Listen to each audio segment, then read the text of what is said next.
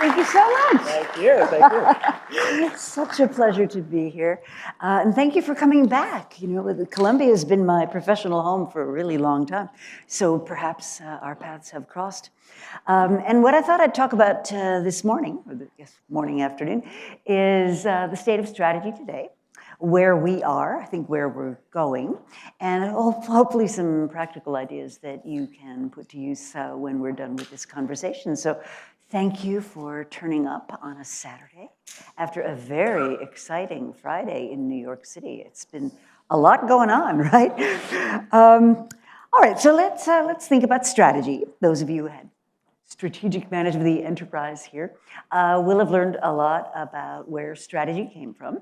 And strategy really has its roots in a field called industrial economics.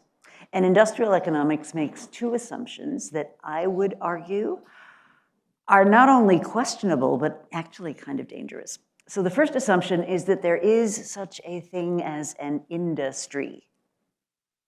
Let that sink in a minute. There is such a thing as an industry. There isn't. We make it up because it's convenient. You know, there are certain analyses and things that are useful that you can sort of surround with the concept of an industry. But the most significant competition you may face is not even from your own industry. It's some other industry coming into yours and making what you do irrelevant or less useful or not very pertinent. So I think the first thing is that the most important people you need to pay attention to are others who do the same thing that you do. I think that's quite risky. The second assumption, which is even worse, is that the normal state of things is equilibrium. So that you have this idea of punctuation, we'll have change, but then things settle back to normal. Have you had a normal quarter in the last 6 years? Because if you have, I would love to know about it, because I haven't. There are places of stability, of course, but I think those two assumptions can actually be something of a trap. So I thought to kick off our conversation today, and if you have questions, I'd love to stop and respond to them. If you have comments, that'd be great. But I thought I'd share with you an interview. It's an old interview now, but I think it illustrates this problem of getting trapped by the idea of industry and the idea of equilibrium. So let's see if I can make this happen. No, didn't work. Can we make the video go, guys? Let's see. Sometimes you need to do it with there we go. All right. Hey, everybody, say hello to Mr. Jim Balsley. Thanks for being here. All right. Thank you to be here. Excellent. Good to see you. Wow. How is it that you have the same one that I have? Shouldn't you have some fancy James Bond version? You're living the dream, man. Is that what that is? It doesn't even have a camera. You don't have the camera one. How are things going? Things are really good, thanks. Yeah, excellent. Did you imagine, all the things that have sort of changed in your life in the last 10 or 15 years? A lot less has changed than you would think, really. A very normal life, kind of. It's just a whole lot more zeros on everything. Yeah. Which is great if the decimal point's in the right place, where RIM has gone in the last, did you have a moment where you thought, okay, I think we've reached, we're here? Not a lot, really. I don't sort of think that way. I don't sort of look up too much. I don't look down too much. It's the great fun is doing what you do every day. And I'm sort of a poster child for not sort of doing anything but what we do, every day. So, no, I don't really think about it a lot, no. I mean, do you get the sense that at this point, with what the BlackBerry itself, that device has done for your company, that it's a matter of time before other people, the iPhone didn't really do it. I mean, do you ever look at it and go, what are we going to do if this isn't our primary business, growing RIM beyond something like a BlackBerry? No. Probably die. That'll just be it. We're a very poorly diversified portfolio. It's on one thing. It either goes to the moon or it crashes to Earth. So, but it's making it to the moon pretty good. So sure, totally. We'll stay with it. These are not actors. This was not photoshopped. I did not do this. So this interview was recorded in April of 2008. Which is notable for being the year following 2007, which was when the iPhone, as we know, and the Android ecosystem in parallel both burst onto the world, put semi-computers in all of our pockets, and changed the way that we relate to things. So what did you hear? See? Don't think about it. Don't look up too much. Don't look down too much. The great fun is just doing what we do every day. By the way, what I don't want you to take away from this idea is that Jim Balsillie is an idiot, because he's not. I mean, the guy was brilliant. When he sort of entered Research in Motion, the parent company behind BlackBerry, that company was like two pager dudes in the middle of nowhere in Canada. I mean, he's the one that had the vision to make it global, to put the internet in everybody's pocket, to give you email on the go. Just out of curiosity, how many of you had a BlackBerry at one point? Look at that! Wow, right? This dominant product. I had one too. We had a running joke about this, by the way, at Executive Education, that, at the time it was so popular, we called it the BlackBerry Prayer. And look, you can take my BlackBerry away from me when you pry it out of my cold, dead hands, was kind of the modus at the time. And yet here we are, 2026, 2022, they had to turn off their network. The thing is irrelevant. And this brings me to what I believe we need to be thinking about.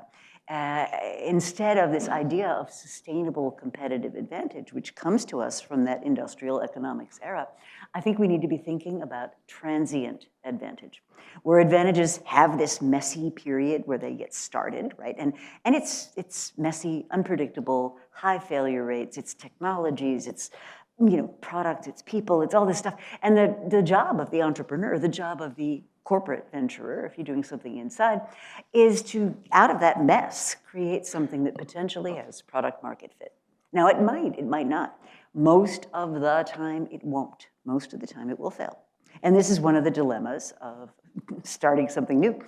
But if you're successful, if you find product market fit, then you have a period of growth, right? You have a period of launching it into the market. And then you have this fabulous period of exploitation. When you've built the advantage, it's great. Customers are buying, you turn the crank, money comes out, it's very predictable, and that's lovely. And the bulk of what we teach, here in these hallowed halls has to do with that period of time. The idea that you could forecast revenue within pennies every quarter. The idea that things are predictable. The idea that there is an equilibrium from which deviation is a problem. All that comes from that period of exploitation. And I would argue our excessive focus on that can really be a trap. Because what happens next? What can you absolutely predict? Competitors will copy. You've proved something works and it makes money. Of course they're going to do the same thing. Right? And even better, customers get bored. Human beings are incredibly adaptive and ingenious, and on a lot of dimensions, it serves us really well. But when you're trying to make a sustainable advantage, it's kind of a problem because customers get bored. They're like, what have you done for me lately? Yeah, sure. 10 years ago, I was standing outside in the rain for, all night long to get my hands on this irresistible device. Today, I'm like, well, it's like another camera, another thing. Maybe it's another switch. Maybe it has a different plug. What have you done for me lately? So competitors come after you. Customers get bored. Your advantage will come under pressure. Now, I'm not saying it's doomed. I'm not saying it's going to disappear. But it will come under pressure. And basically, you have two choices at that point. Figure out a way to extend it into the future, or replace it with something else. Now, if you're going to go the route of replacing it with something else, what does that mean? That means you need to continually be developing new advantages. And that means you need to be continually investing in the innovation process. And that means you need to be continually developing new things. And a lot of organizations really struggle with this. And there's a myriad of reasons why. But I think just as backdrop, as context, what we're finding is not only do competitive advantages not last forever, the period of time in which you have them is getting shorter and shorter. And that's something that we all need to really grapple with on a realistic basis. Because if you think about it, the job of management today, the job of leading under high uncertainty, it kind of looks like this, right? There's this giant hairball of issues. And it doesn't get simpler over time. It's just we're adding on geopolitical anxiety and what's happening with trade. And are we in an AI bubble? And what are these new technologies all going to mean? It doesn't get any simpler. And part of your job as a leader is to try to create that through line, that thread that helps people navigate under immense uncertainty. So here's an interesting case of why industry can be so misleading. This is a product category. I kind of ran across this almost by accident. And I thought to myself, what catastrophic decline? Like, what happened to this particular product that caused it to go into just this sharp downfall? I won't torture you with suspense. The category, chewing gum. And you say to yourself, chewing gum? Like, what happened to the poor chewing gum people? Like, did we all just suddenly decide this consumer staple had no purchase to us? And when you dig into it, right, it's not any of the usual explanations. It's not one chewing gum provider taking out another. The whole category goes into decline. And when I really dug into it, what I realized was there's several different segments of chewing gum buyers. So segment number one, the dedicated chewing gum purchaser. But these people know chewing gum is in aisle 12. I will go immediately there. I will buy my box of it. I'll put it in the cart. Off I go, right? We own those guys. That's great. But there's this other segment, right? Where do you find them? You find them in the checkout line. And they're waiting, right, in the cart behind somebody else. And they're bored. Right? Back in 2008, when I sort of started this research, and you're bored. You're kind of hanging out. You're looking around. Oh, there's the celebrity magazines, right? Which is awesome. You get to find out who's sleeping with who this week. That's very entertaining. And then there's the chocolates and oh, chewing gum. You know, I've been drinking coffee all morning. I'm meeting a client this afternoon. Maybe I'll just throw it in my cart and off I go. So what's happened to that moment? What's happened to that moment? Two things. First of all, many of us are now doing our buying online, so we're not even physically in the store. So that moment has vanished due to online. But I think a more significant thing is there we are. We're in the cart. We're facing a moment of boredom. And that's terrible, right? Our brains are no longer wired to accommodate boredom. So what do? Whip out our device. We're on it. Oh, okay, let me load my code. That moment has been usurped by the phones, the addictive things that we carry around in our pockets. Now look, I'm not here telling you that the phone people set out to take out the chewing gum guys. That was not their objective. But if you're not looking at the thing more broadly, it's very possible that could happen to you. So this is why I'm saying industry is not necessarily going to determine your fate. This was not an industry to industry. This was not a within industry issue. This was an industry to industry competition. Which brings me to the sad reality that most publicly traded companies get to about 40 to 50 years old before they get broken up, taken over, or go out of business. And statistically, that's the norm. Now, there are exceptions at the tails, of course, but by and large, most companies don't seem to be able to navigate this. And I find this fascinating, as someone who studies business for a living. I mean, why is that? These are not stupid companies. It's not that they can't afford the best talent. It's not that they don't have access to the best resources. So there's something deeper going on. And one of the things I believe is that they miss what I call strategic inflection points, where a strategic inflection point, to me, represents an order of magnitude shift in what's possible.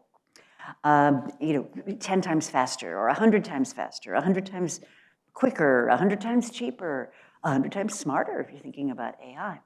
And Andy Grove made this concept popular in his very popular 1990s book called Only the Paranoid Survive. And in that book, he details the challenge Intel faced when they were faced with a competitor who had completely different motivations and reward systems than they did. So Intel at the time was very deeply invested in computer memories, so dynamic random access memory. And basically, the Japanese government had decided at that point that they wanted globalization and they wanted employment. And they essentially told their semiconductor makers, go for global markets, keep people employed. We don't care if you make a profit. Now think about that. You're a profit-making company, you're publicly traded, you're an American-based firm, your investors are howling about, how much are you returning to them? And you've got a competitor who's incredibly capable, who basically goes to your customers and says, so how much is Intel charging you? And the customer would tell them and say, great, we'll charge you 10% less. How do you compete with that? And what Grove and his colleagues basically figured out was they had to exit memories, which was their identity. I mean, this was a really hard decision, and go into microprocessors, which ended up being a great move. took them into new heights. And that was the trauma that he described as he was navigating this. And I wrestled with this idea for years because I thought this was a powerful, powerful idea, strategic inflection points. But if one comes out of the woodwork and bops you on the side of the head and you didn't see it coming, what do you do with that as a strategist, right? And so I was really stuck. And then a wonderful friend sent me an article, and the article was called, "What If You Changed the World and Nobody Noticed?" And the article was about this event. Some of you may recognize what this event is. Kitty Hawk, yeah. The Wright brothers' first commercial flight, first successful flight at Kitty Hawk. Now, there's a lot of debate all over the world about who actually invented manned flight. I'm not going to get into that. What we can all agree is that the Wright brothers were really one of the first to commercialize it. Now, you would think this would be a big deal, right? I mean, mankind has wanted to fly since we've been humans. You know, we strap wings on our arms and we try to emulate birds and we jump off. I mean, we wanted to. Leonardo da Vinci was designing helicopters, back in the Renaissance. So this, you would think this would be a big deal. Next day in the newspaper, nothing. Next week, nothing. Next month, nothing. Next year, nothing. 2 years later, nothing. It took 5 full years before any serious newspaper went and tried to find out what the Wright brothers were doing. 5 years. I mean, that's stunning to me. And of course, then the floodgates opened, the inflection point had arrived, everybody recognized it, and it was then, maybe what AI is to us today. I mean, it changed transport, it changed travel, it changed warfare, it changed everything. Everything changed. So a dramatic inflection point that changed it all. But this made me realize that these things don't happen overnight. They are always building up to the inflection point to come. And they happen, as Ernest Hemingway very famously wrote in his wonderful book, The Sun Also Rises, they don't happen instantly. As one character said to another, "Well, how did you go bankrupt?" And the answer was, well, gradually, and then suddenly. and I think this is the strategic opportunity for all of you. If you can get yourself to see what these early warnings are, what the weak signals are leading up to an inflection point, you can take advantage of them. You could be one of the entities, the organizations that capitalize on this possibility and that can really take advantage of it. If you miss them, that can take your business into decline, as we saw with BlackBerry and many, many other examples. And so the question is, well, why is it that established firms so often miss strategic inflection points? I mean, if you think about it, this is a big deal, right? This is important. You're sitting here listening to me, and of course, I'm telling you it's a big deal. It makes a difference. Why do we miss them? And I would argue it's not that we're not doing our jobs. It's almost precisely that we are doing our jobs. So let me tie this back to Columbia. I'd like to use the case of men's shaving. Men's shaving. Varying degrees of commitment as I look around the room. Some of you are like, I gotta look good for my alumni. Some of you are like, it's Saturday, I don't care. And others, it's a style choice, whatever. Men's shaving. Go ahead. Dominant brand in men's shaving. Gillette, without a doubt, right? So I'll set this story beginning in 1990. When the scientists at Gillette, so here's their business model, right? We invest in R&D. That allows us to develop better products for which we can charge more.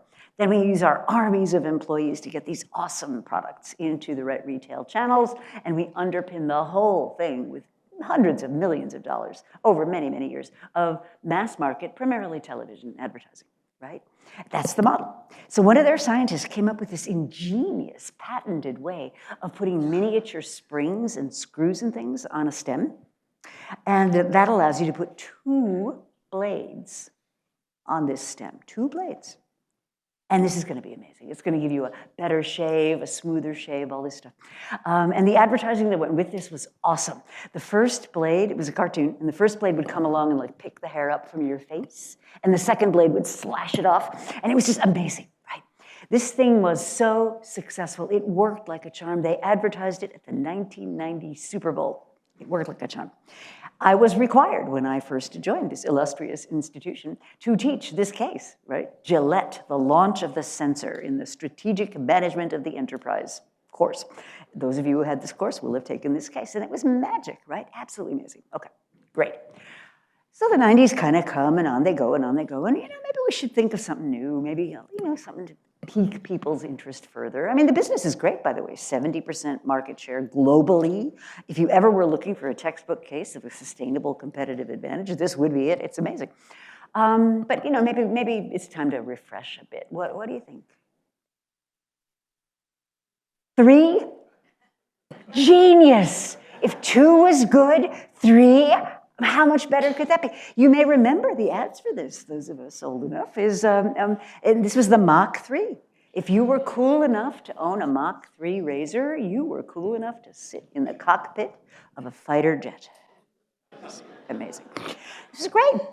And you turn the crank, money comes out. Now, the thing that I want us to appreciate is if you were a leader in Gillette at that time, you have never faced an existential crisis. This thing has had 70% market share. It's been exploiting. It's making money hand over fist for decades.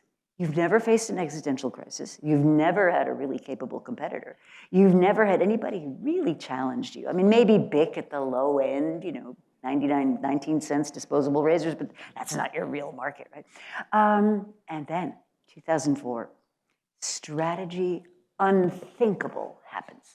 Schick gets bought by a company that actually thinks there's an opportunity in the razor business and comes to market with the world's first 4-bladed razor. I mean, strategy calamity. What do? You can only imagine the rending of garments and tearing of hair at Gillette headquarters. Well, what do? We go to market with the world's first 5-bladed razor. We unleash all the lawyers. We tie everybody up in patent court, and so forth and so on. Now, here's my point. If you are a red-blooded, very well-trained, well-paid, competent, capable executive at Gillette, and I'm not casting any aspersions, this is your life. It's 2 blades versus 4. It's 3 blades, and how do I negotiate with Walmart? And what am I doing with Carrefour? And that's your entire headspace taken up. 2010. Like, where are we in the world in 2010? Do we have the internet? Do we have e-commerce? Do we have entirely new ways customers discover products? What's happening to TV? My buddy over here can comment on what's happening to TV. Is mass market advertising the only way to reach customers anymore? So, meanwhile, in a proverbial garage somewhere in California is a guy named Mike Dubin. Some of you may have heard of him. He's kind of a failed entrepreneur. He's tried his hand at a number of things. He's an improv actor. And he applied, by the way, to the Columbia Business School to turn his life around. We turned him down. So you can consider yourself among the privileged. So Mike is at a party in California with a friend of his dad's, and a guy named Mark. And Mark has this fascinating career where what he does is he buys stuff from one part of the world and sells it for a profit in another. And Mark has got his hands on about 260,000 dual-bladed razors made by a South Korean manufacturer that are sitting in a warehouse, and he can't figure out what to do with them. And the two guys get to talking over the course of an evening and discuss all of the negatives of the Gillette model. And if you think about it, there are a lot, right? For one thing, the razors are expensive. I mean, I don't know about you, but I went and looked at like a 4-pack, and they're like $28. They're a lot. And they're small. So these things are absolute catnip for shoplifters. So what do the drugstores do? They lock them up, right? So now you've got to use your imagination. You've got to go find the friendly, helpful, attentive retail service person who has the key to unlock this thing, and they kind of look you up and down, and you are going to go to the razor. So getting them is a pain. Going to the store, like how anachronistic is that? And so just on and on, all these negatives. And Dubin has this epiphany. He says, why do we do it that way? Why don't we just send you these razors direct to your door? And that became what later became known as the Dollar Shave Club. And that was followed very quickly by Harry's and Art of Shaving and all these other online providers. This was about 2010, 2012. And here's the thing.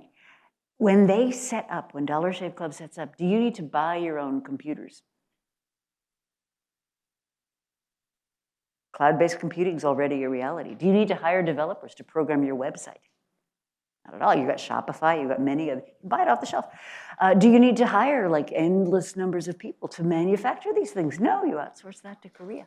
Basically, all you need to do is create connection with customers and get them to place an order, and everything else can kind of be outsourced or offshored, so the cost of entry is minimal. So they open up shop in 2012, I think it was. And Mike, remember, he's an improv actor. So they open up shop. Do they use television advertising to tell the world they're there? No, you gotta be kidding. YouTube. He makes this hilarious YouTube video. I think it costs all of $35,000. He stars in it. And just to give you an idea for how sort of snarky this brand is, the video is called "Our Blades Are Effing Great." You owe it to yourself to go look it up if you haven't seen it yet. It's genius. Day one, 20,000 orders flood in. The business gets established almost immediately, and it creates this whole online category of online shaving. And what does this do for Gillette? Pretty bad news. And again, I am not saying the good people at Gillette were idiots or that they didn't do anything right or that whatever, but they missed the idea that this whole, maybe in competitive advantage, we would call it a moat, you know. It was hard to manufacture blades. You had patented processes around it. You dominated the airwaves on public, on a regular television. All that stuff completely made irrelevant by the advent of the internet and online shopping. And I think they just missed it. Now, I am convinced, by the way, I don't know this for a fact, but I'm convinced that there were younger people at Gillette saying, you got to be paying attention to this, right? What are you doing? But you know, the established people, I know my business, I know what I'm doing, just didn't want to hear it. Because your bandwidth is completely taken up with other business as usual kinds of things. And I think that's one of the big reasons people so often miss strategic inflection points. Now, remember, I talked about competitive advantage being transient. Well, the direct-to-consumer is a beautiful example of this. Back in 2012, you had all these articles, you may remember them, going on and on and on about direct-to-consumer is going to doom retail. We're all going to do this business directly with people. No retail shop is going to survive. It's all going to be the new model. 2022, this is the headline, right? A reckoning, the direct-to-consumer craze is slamming into reality. Why? Back to what I said earlier. Competitors will copy you. You've proven something works. Customers get bored, you know? I'm not interested in ordering dog food on the internet, perhaps, or whatever it is. So you see this same wave happening over and over and over again. So brings me to the sort of the crux of the argument here, which is if we knew about when these things would happen, we would prepare for them in an entirely different way than not knowing the timing. And this is the dilemma of what I call gray swans. Not a black swan, which you genuinely couldn't see, but a gray swan where there's plenty of evidence this could happen, but we don't know the timing. In 2015, Bill Gates got up and gave a TED Talk about the coming pandemic. In 2017, the Wall Street Journal posted a front page article about that it's not a matter of whether, it's a matter of when. And they literally said in this article, a pandemic is coming, probably from China, probably from animal to human transmission, and it'll go all over the world because we have all these things there. 2017, right? But we didn't know when. And there was, you know, and the thing about it is you can be doubtful, right? So one of the things I've been trying to work on is how do I help executives get themselves ready for things when we don't know the timing? And here's a framework that I can suggest you think about. Every piece of data that we have falls into three categories. First category, lagging indicators. Great information you can't change. Most of our financial information, lagging. Most of the data that we use to make daily decisions is about stuff that's already happened. It's good, hard facts. And we love good, hard facts here at the Columbia Business School. Of course we do. And there's nothing wrong with them, but it's kind of like driving a car looking in the rearview mirror. It tells you about what was. You can't change them. And you can create trend lines, and you can create, you know, future projections, perhaps, if you think the future is going to be like the past. But if you think the future is going to be different, or potentially different, now you need to do something different. Then you have current indicators. They kind of tell you where you are. Think about it like the speedometer on your car. You know, how fast are you going? What's going on in your company? This is things like employee engagement. You know, how are we doing in terms of recruitment? What's going on right now? Hardest thing to get a hold of are leading indicators, which are bits of data about what could be. These are potentially happening in the future, and if we can get them and pay attention to them, they may guide us as to what the future holds. Now, leading indicators have three properties that make them sort of tricky from a management point of view. The first property is they are about the future. So by definition, they're about something that hasn't happened yet. Therefore, reasonable people can disagree about what they mean without being evil in any way. You and I could have a disagreement about what that bit of data means. Second, the quality of leading indicators is often subjective, anecdotal, qualitative. It's stories. It's, wow, I never saw a customer do that before. This is something that surprised me. I never understood that before. And so a lot of people distrust that. Right? It's just stories. We believe in hard facts. And oftentimes the leading indicators aren't hard facts yet, so you have to be willing to take that leap of faith about what the story means. And then the most important dilemma of a leading indicator is not, did it predict what would happen? It's rather, did it help us prepare? So one of my favorite examples of this is the case of the year 2000 problem in computing. You may remember this back decades and decades ago. All computer systems were built with the idea that we wanted to save on expensive storage space. And therefore, what we did was we named the year as 2 digits. And so it was 59, 61, whatever. And come the year 2000, the computers all over the world were going to think it was 1900. And you may remember this, the world was going to end, right? I mean, airplanes were going to drop out of the sky and nuclear plants were going to become unstable and we should all move to Montana and stockpile wheat. I mean, that's how dreadful it was. Okay, the year 2000 comes, big moment arrives. What happened? Nothing happened. Why did nothing happen? We took it seriously. Right? The predictions were dire. The projections were colorful. We really thought this was going to be a big deal. And so we fixed it. We spent $100 million. We created the entire Indian IT outsourcing industry. We took action, right? And that's what a leading indicator wants you to do. So how do we get a hold of leading indicators? And this brings me to what I call the early warnings model, which basically says if you imagine something in the future that's going to be material to your business, that could be a good thing, could be a bad thing. But something that is a time zero event. The inflection point has arrived, the moment has come. The signals you look at leading up to that begin very weak, right? And then they get stronger and stronger until you get to time zero, and now it's happened. So in AI, right, it's November 2022, ChatGPT has now shown the world the potential of this wild new technology, and we can actually take action on it. Pardon me. So what's the problem with waiting until then? Too late, right? Because what you have is this dilemma that your degrees of strategic freedom are inversely related to the strength of the signal that you're dealing with. So what you want is to be able to make decisions not too early when it's really noisy, and not too late when, pardon me, when you don't have the time. I have to get some water. And not too late when the moment has passed and you no longer have any degrees of strategic freedom to work with. And so what we're trying to do is get you to that point where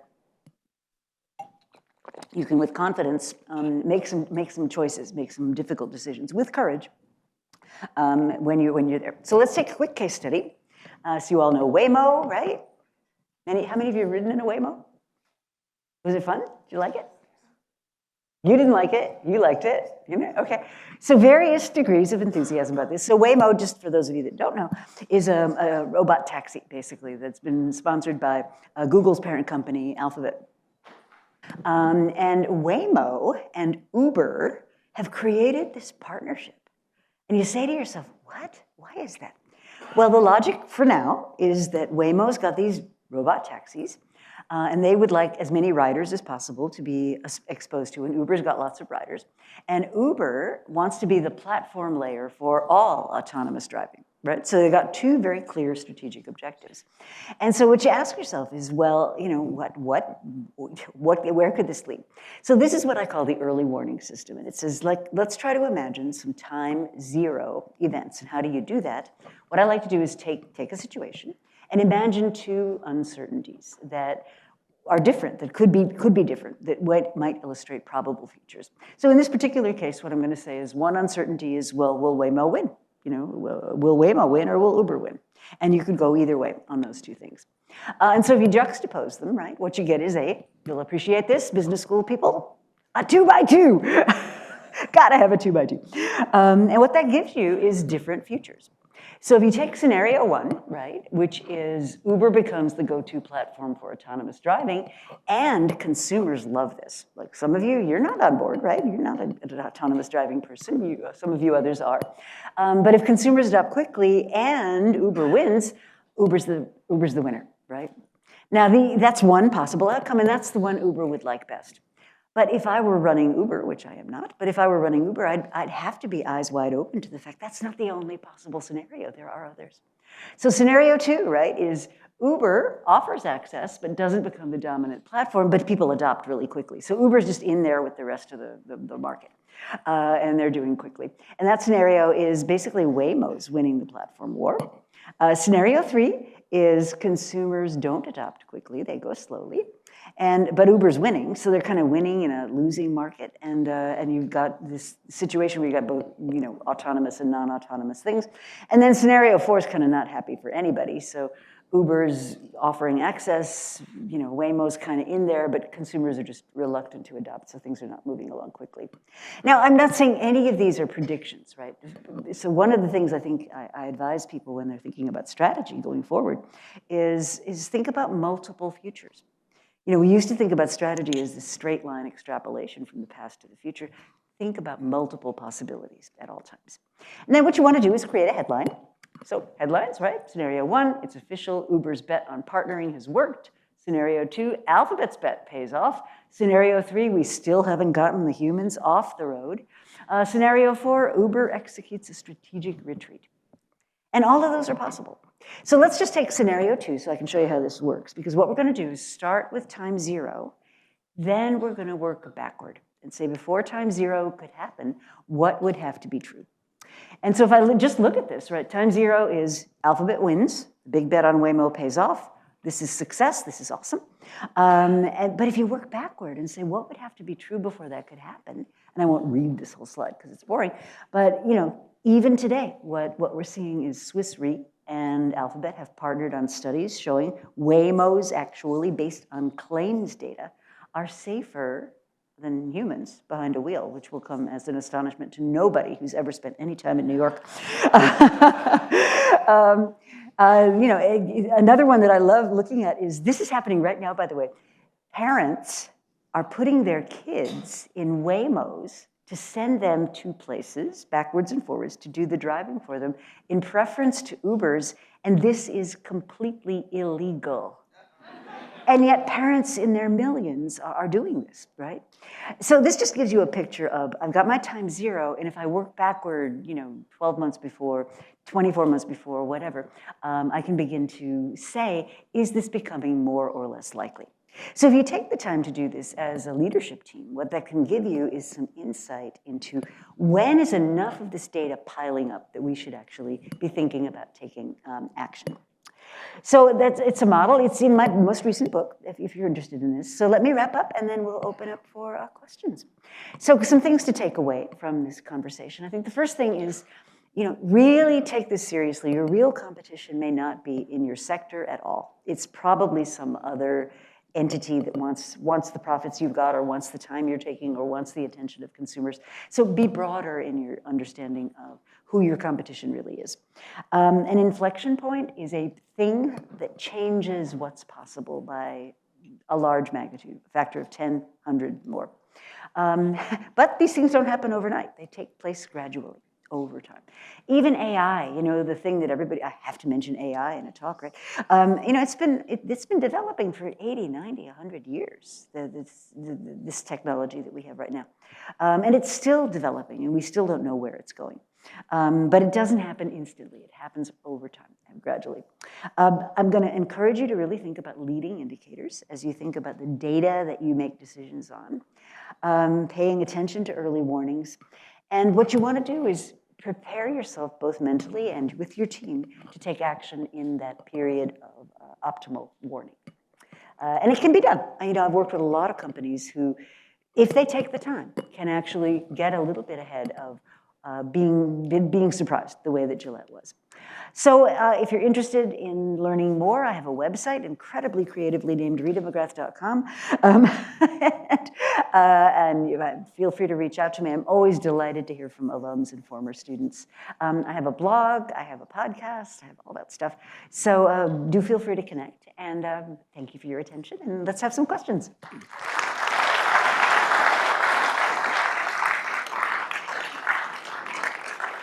Over here. Yes. I think we have mic runners. Back here? Hi. Tao Tan, class of 2011. If you think about the current Fortune 100 or the Fortune 50, who does this particularly well? Look, seeing around corners? Let me think. There's a couple of companies I could mention. Adobe is one that I've been admiring for some time. So if you think about Adobe, their core business back in the day was shrink-wrapped software in boxes. And when the cloud came, and when this whole new way of distribution came, they said to themselves they had to completely re-platform the company, which they did. And by the way, their customers, many of them hated it. 50,000 of them signed a change.org pledge to not let Adobe go to a subscription model. But they completely transformed the company now. And now, of course, with the advent of AI and a lot of things that are making the low end of what they're doing less necessary, they're now reconsidering what they have to do to completely rechange again. So I think that's one. And there are others. I'd say some big companies, maybe not publicly traded. A company like Penske, which people think of them as just ordinary trucks, but they're really pushing the envelope in terms of artificial intelligence, thinking about how logistics are being sort of made more intelligent and informationalized. Those are a couple that I'm working with. I don't know where my mic runners are. Is there a question here?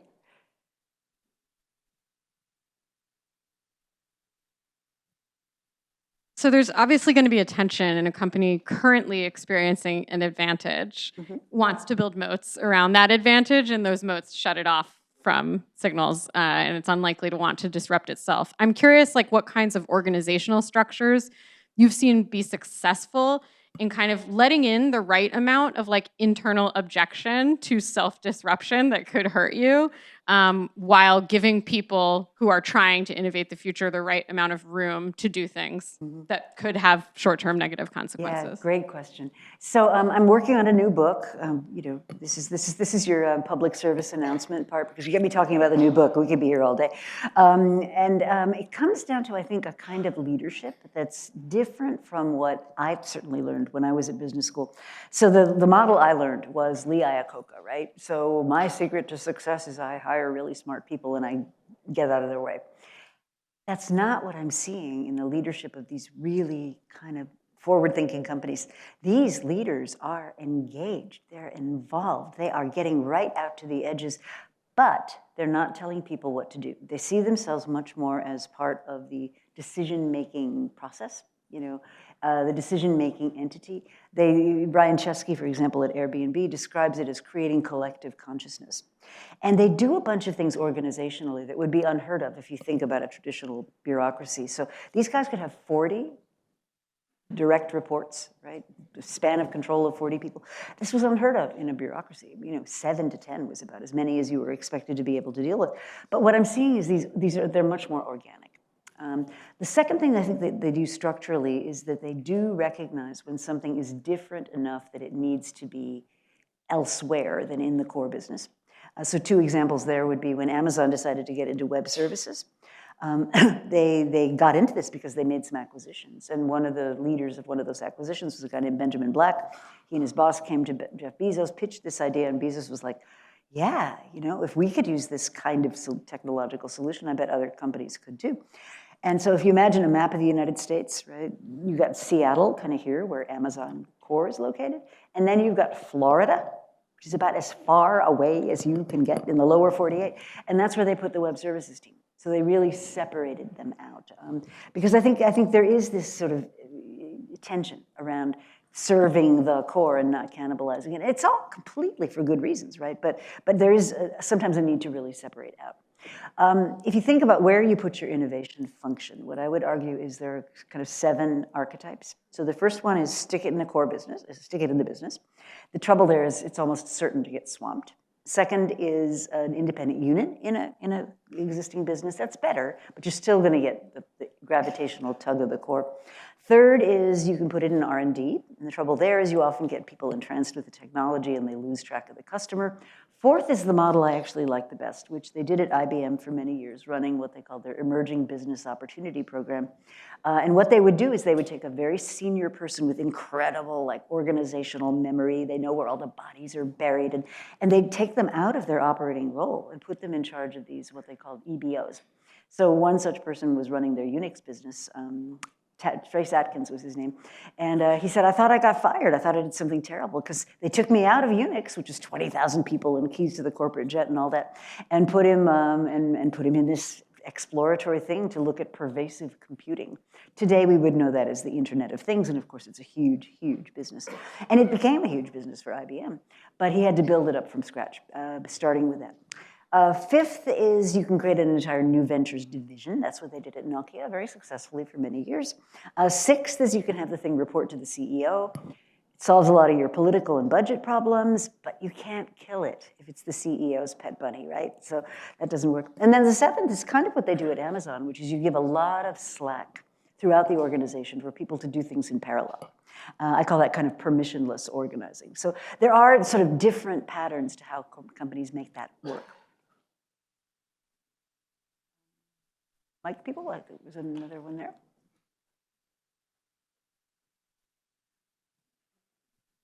Thank you, David Brown, the effing amazing class of 1986. Whoa! You that was raised before I got here. collective consciousness, and I'd like to suggest that maybe the psi abilities and epiphenomenal competencies of non-speaking autistics that is being raised in the telepathy tapes, which is the new film coming out in the new year. I can't divulge where it's premiering, but you will all hear about it. And to quote an Amazon executive who is sponsoring the marketing of it, it will change the world. And to quote the marketing team, I guess I have to believe in God now. So what I'm raising is the question of psi abilities and the unique human capacities to actually transcend time and visible what is around the corner. Well, what is a corner? And if there are, in fact, demonstrated savant abilities in certain populations, which the intelligence communities of many countries around our world have been exploring for decades, why isn't corporate America? Why isn't the world of business? And I happen to have some insight that perhaps some hedge funds are already seeking to deploy some of these kinds of human capacities, and why wouldn't they? I think right on. So this is something that I'm like perpetually frustrated by because we know so much and yet companies don't adopt it, right? So I'll give you a specific example. There's a company I'm actually working with called Ultranauts that has for many years now employed people on the autism spectrum because what they can do is something that people whose brains are wired differently can't do. For example, quality assurance testing in computer code. It turns out a normally programmed person, I mean a person who is not autistic, what our brains do is if we see a fault in a code, like our brains fill in the gaps. We correct it in our heads. But somebody who doesn't have that interference, who just sees what it is for what it is, can actually note that. So they've made a huge and growing business, and I'm actually working with them to try to bring some of that capability into my own work. So yeah, absolutely, right on.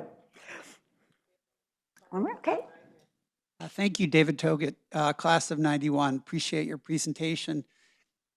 Most of this is really directed to the general manager or executive team. From an investor's standpoint, if you're not inside the company, seeing all of this taking place and the program being implemented, what advice would you give to investors who are trying to evaluate companies to see if they're preparing for these strategic inflection points? Maybe this is more of a question about company culture, but what are the softer factors that investors should be looking for if they're not actually implementing the plan, don't have the insights? Absolutely. So the first thing I would say is you want to look at something I call the imagination premium, which for publicly traded companies is a metric that basically divides your market cap into what you're valued on that comes from growth and what you're valued on that comes from what you're valued on that comes from operations versus what you're valued on that comes from growth. And by dividing those two, what you get is a ratio. And if your ratio is about 1, right, that means you're kind of balanced, growth, growth operations. If your ratio is really high, so at one point Amazon had an imagination premium of about 4, we've all experienced this. Investors for years put up with Amazon not delivering profits. They plowed everything right back in the business. They didn't generate dividends. They didn't do anything like that. But investors were more than happy to go with it because they had a great growth story and they told it really well. And they also said, look, if you're a different kind of investor, if you don't want to go along for that ride, invest somewhere else. We're not for you. And they made it really clear. So if you're interested in the imagination premium, drop me a note. I can send you academic articles on that, because that's a measure I really like because it applies to publicly traded companies, and it basically measures investor sentiment about how well they are doing. Now, if you have a low imagination premium, this is not good. This is like General Electric in its sort of terminal stage before being broken up. This was Red Lobster, when they decided to do unlimited shrimp. This is all these things, and so forth. So imagination premium is 1. The second thing I look at a firm is I look at where are they managing their portfolio. So do they have a balance between investing in the core, developing new things that are candidates to be the future core, and are they putting enough resources into options, which are small investments you make today that buy you the right but not the obligation to make a bigger investment in the future. So I'm told we're at the end of our time. You have my email address. Reach out to me if you have more questions. I'm always thrilled to hear from our alumni, and I hope you're enjoying the reunion. Thank you.